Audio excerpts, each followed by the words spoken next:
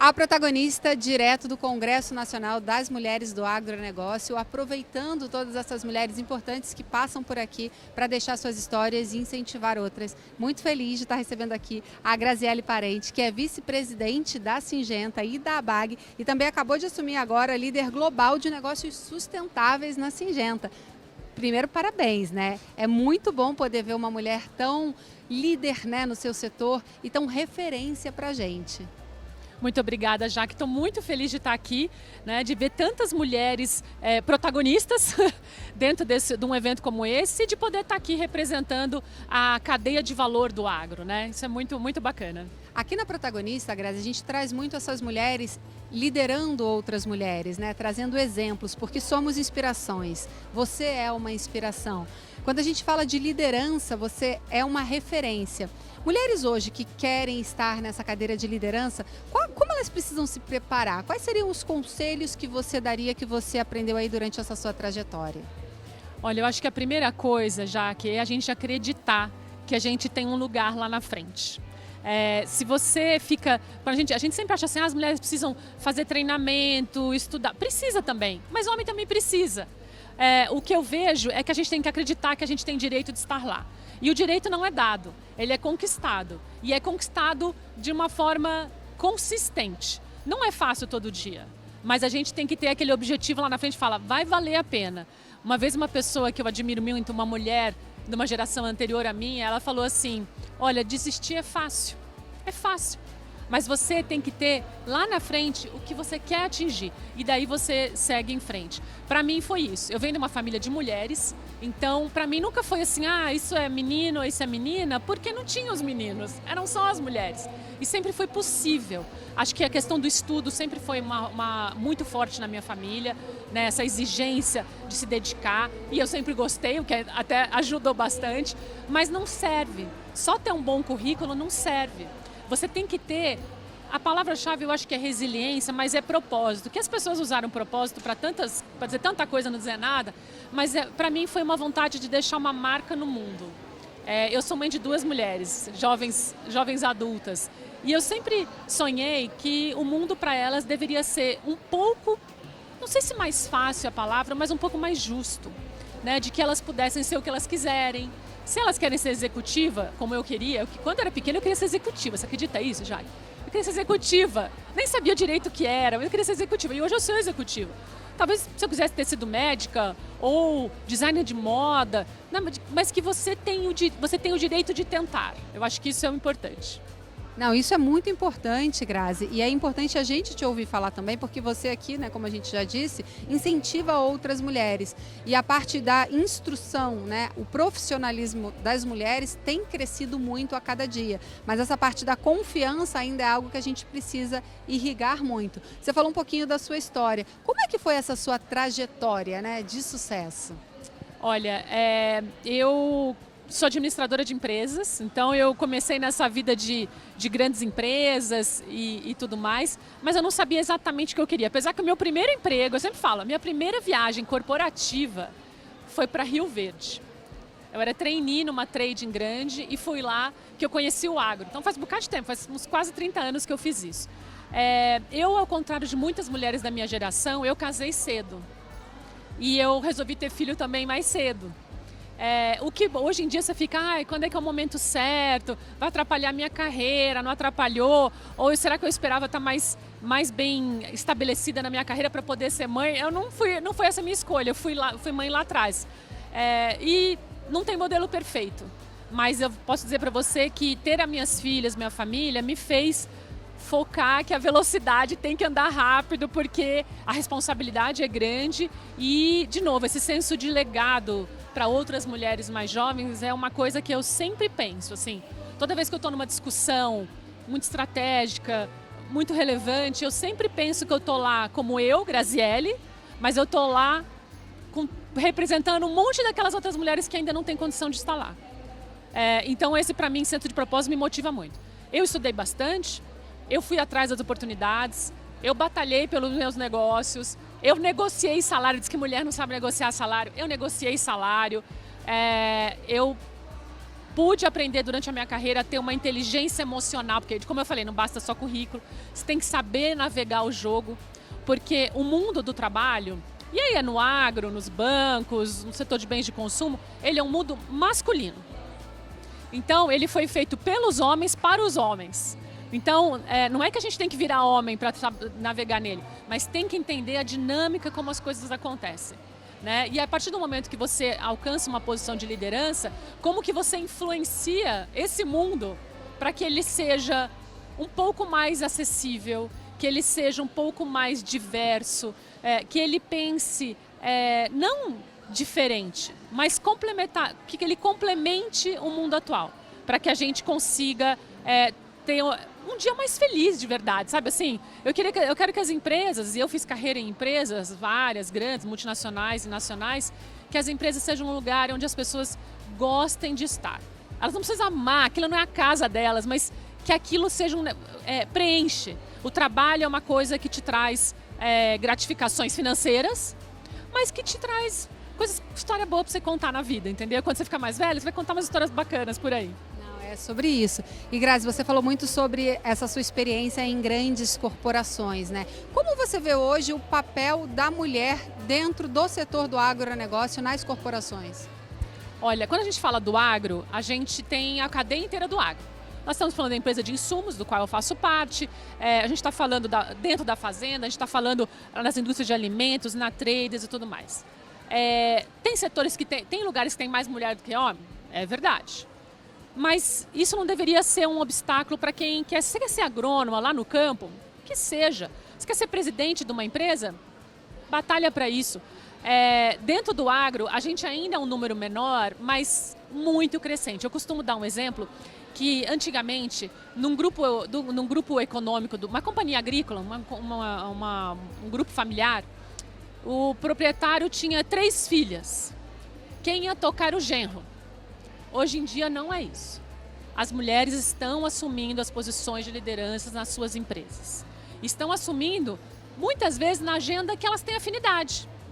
É no campo? É no campo. É em finanças? Várias são diretoras financeiras e administrativas dos seus grupos. Na área, você fez direito, você é advogada do grupo, você está puxando uma agenda de governança. Várias das grandes produtoras hoje são presidente de conselho, vice-presidente de conselho das suas empresas, estão ali contribuindo para essa dinâmica de uma governança bem-sucedida da organização. No dia a dia do campo não é fácil, né? Mas também não é fácil dentro de um escritório na Faria Lima, também não é fácil. São dificuldades diferentes, mas a gente... e não é só dinheiro que tem que mover a gente. Tem que mover essa coisa de uma satisfação pessoal e de um legado. Isso sim faz você aguentar as barreiras que você tem no meio do caminho. E quando a gente fala desse universo do agronegócio, né, que ainda tem muito espaço para as mulheres crescerem, a gente fala tanto aqui na Protagonista sobre a profissionalização, tem caminhos que você acredita que ela precise trilhar? É óbvio que tem, né, vários setores dentro do agro, como você falou, mas falando de uma empresa, de uma grande empresa como, né, a que você hoje é vice-presidente, uma mulher que queira como você, ou uma menina que esteja ouvindo a gente, que seja pequena e fale, eu quero ser executiva, eu quero ser vice-presidente de uma empresa, quais seriam os conselhos que você daria para essa mulher? Olha, descubra aquilo que você gosta, descubra aquilo de fazer, descubra aquilo que você tem jeito para fazer, porque às vezes não é a mesma coisa, a gente pode gostar. Eu gosto de arte, mas não tenho habilidade artística.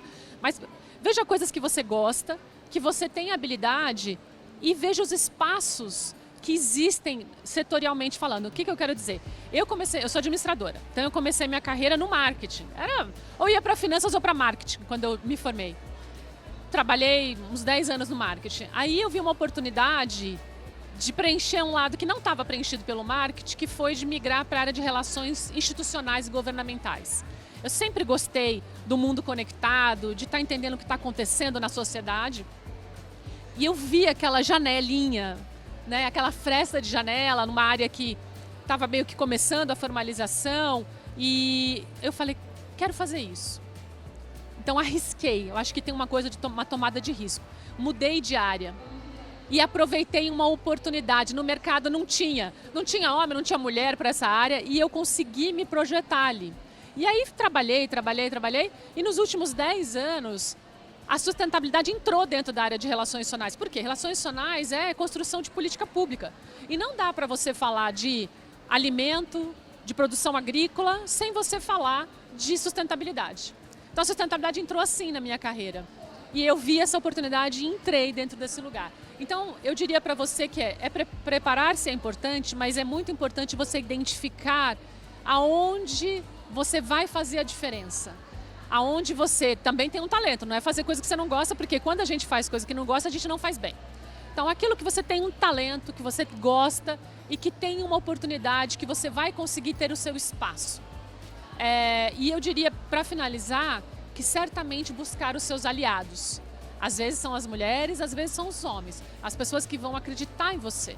Eu sempre digo, dentro do mundo corporativo, o que você não sabe, você pode aprender, eu posso te ensinar. Mas a confiança é algo que não tem preço. Construir confiança com as pessoas que você trabalha. E confiança não é ser confidente do outro e saber das coisas. Confiança é, eu conto com a Jaque. Eu conto com a Grazi. Eu sei que se tiver na mão dela, ela vai fazer o melhor dela. E se ela não conseguir, ela vai trazer para mim os pontos e nós vamos tentar resolver da melhor forma juntos. Então eu acho que construir essas alianças dentro da organização é fundamental para o seu sucesso. Não, importantíssimo, né? É simples, mas que muitas pessoas sequer param para pensar. Falando agora com o chapéu de ABAG, como é que a ABAG vê, né, o papel da mulher dentro do agronegócio? Com certeza muito bem, afinal, né, já temos uma vice-presidente também. Mas como é que vem sendo esse trabalho para fomentar esse universo feminino? Olha, a ABAG é uma apoiadora aqui do Congresso. E isso está completamente conectado com a nossa missão, que é fazer o agro do Brasil ser cada vez mais conhecido e admirado no Brasil e fora. A gente sempre fala do agronegócio, não tem mulher no setor tão masculino. É só olhar esse congresso. A quantidade de mulher que tem aqui, de mulheres poderosas, mas mulheres que estão no pequeno, no médio, no grande, na grande propriedade e que estão tocando os seus negócios. A gente precisa dar espaço. Quando alguém fala para mim assim, não tem mulher, eu falo, olha, eu te apresento umas 50. Mas não tem mulher na área comercial. Não tem mulher na área de finanças. Olha, tem sim. Tem que ir lá buscar. A gente precisa dar visibilidade a essas mulheres. Então, o apoio da ABAG a um congresso como esse é para dar espaço e visibilidade a essas mulheres. Novas mulheres. Eu gostei de ver aqui hoje pela manhã, por exemplo, nova geração, né? Uma das embaixadoras do Congresso falou, olha, eu estou substituindo a fulana. É isso, da gente trazer e dar espaço para essas mulheres que estão aí pelo Brasil afora. Exatamente, esse é o objetivo aqui do nosso projeto, a Protagonista, que é dar voz a todas essas mulheres espalhadas. Aqui a gente traz algumas dessas mulheres que são inspirações, mas qualquer mulher que está em qualquer lugar do Brasil fazendo alguma coisa, seja na sua lavoura ou inspirando outras mulheres, também pode marcar a gente nas redes sociais, a gente vai repostar, a ideia é mostrar. E é isso, Grazi, é mostrar a quantidade de mulheres que tem, né? Nossa intenção é que no futuro a gente possa sim ser esse local onde quem disser não, mas não tem mulher, ele encontre aqui na Protagonista a história de cada uma dessas mulheres, como a história que a gente está contando aqui sua. Agora, voltando para o que você falou, desses olhos do mundo também para o Brasil, e a gente acredita muito, conversa muito com o professor Tejão sobre a mulher ser essa voz para fora do Brasil e para fora da porteira, né? Afinal, ela é um pouco mais acolhedora nesse sentido. A gente vai passar por um momento muito importante que é a COP30 no Brasil, né? Tivemos o G20 Agro, vamos ter agora o G20 e a COP30. Como trabalhar e como as mulheres se inserirem também nesse contexto, né? Nesse olhar para a COP30? Olha, a gente vai viver um momento extraordinário da história do Brasil. Eu participo dessas COPs, as COPs são as conferências do clima da ONU. Eu participo há mais de 10 anos dessas conferências, em vários lugares do mundo, que é muito bacana, que acho que é essa coisa legal do agro também, que dá essa oportunidade para a gente de poder circular, né? Hoje em dia, todo mundo quer saber o que o Brasil pensa sobre esses temas. Não, a gente sempre fala, o Brasil é o primeiro exportador disso, produtor daquilo, mas a gente também tem que ter essa voz na mesa de decisão, onde essas discussões são tomadas. Então, o fato do Brasil ter a presidência da COP ano que vem, que será em Belém, é uma oportunidade inacreditável. A gente não pode perder de trazer a narrativa, e narrativa não é uma narrativa inventada, baseada em fatos e dados do que nós temos feito no Brasil. De produção agrícola, de segurança alimentar, de segurança energética, de rastreabilidade, de proteção e preservação do meio ambiente. A gente precisa, eu costumo dizer muito que se você faz um negócio e ninguém sabe, você não fez. Então nós precisamos comunicar o que a gente faz. Tem coisa para melhorar? Tem coisa para melhorar. Tem coisa que tem que ser resolvida? Tem coisa que tem que ser resolvida. Mas a gente está falando que 99% do que a gente faz é muito bacana. E a gente precisa trazer essa mensagem. E organizar o que vai ser. Os últimos 40 anos do agro, a gente sabe o que a gente fez. Inovação, dedicação, muita gente empreendedora. Mas como serão os próximos 40 anos do agro? Eu posso dizer para você que os próximos 40 anos do agro serão certamente baseados na sustentabilidade, que teve vários nomes durante a minha carreira, foi de tudo. Foi ecologia, foi o ESG, que a gente fala mais recentemente, mas a sustentabilidade é a base da agricultura para os próximos 40 anos. E o que é sustentabilidade? É o ambiental? É o ambiental, mas é o social e é a governança também. E é o financeiro. Não dá para você trabalhar a sustentabilidade se você não fecha as contas. Né? Então a gente tem que trabalhar nisso e trazer essa perspectiva de fazer uma agricultura regenerativa em escala. O Brasil tem a chance de criar modelos de negócios sustentáveis muito específicos do Brasil, e o Brasil não é um Brasil só. A gente está falando dessa diversidade de biomas que tem que ser contemplado. A gente tem que entender que a agricultura do Brasil não é só uma. Não é só o grande, mas também não é só o pequeno, não é só o centro-oeste, não é só a região amazônica, não é só a região sul ou sudeste, ou a Caatinga, ou o Pampa, ou o Pantanal. A gente precisa entender que a agricultura ela tem as suas especificidades. E eu realmente, dentro da BAG e nas outras instituições que eu faço parte, estou trabalhando e vou trabalhar muito, muito para que a gente consiga trazer essa agricultura sustentável, a referência que o Brasil é, a agricultura tropical, e como que a gente pode ser, além desse país admirado pela quantidade de produtos que a gente exporta, que a gente seja admirado pelo mundo todo das boas práticas que a gente faz e de como a gente tem coragem de comunicar as coisas. Exatamente. Bom, uma aula, né, gente? Eu ficaria aqui conversando muito tempo com a Grazi, mas temos um tempo aqui. Então, primeiro, te agradecer muito por esse espaço, te agradecer por ser inspiração, por poder inspirar outras mulheres e abrir tanto caminho para as que estão vindo aí, suas filhas, as novas gerações, né, e todas essas mulheres que precisam de uma oportunidade. Muito obrigada. E eu queria só deixar uma mensagem para vocês, que é: acreditem que vocês têm o direito de estar lá e de que você merece e de que tem mais mulher torcendo por você. Sororidade, gente. Essa é a nossa missão aqui. Bom, a gente fica por aqui, mas a Protagonista acontece todos os dias também nas nossas redes sociais. Então, se você não segue, clica aqui no QR Code, vai direitinho para o nosso site, para as nossas redes sociais, mostra o que você está fazendo no campo, coloca o nosso @, fale da Protagonista para outras mulheres. Queremos ouvir todas vocês e saber o que vocês estão fazendo aí no campo, combinado? A gente continua aqui no CNMA com mais mulheres poderosas, protagonistas das nossas histórias. Até a próxima. Obrigada.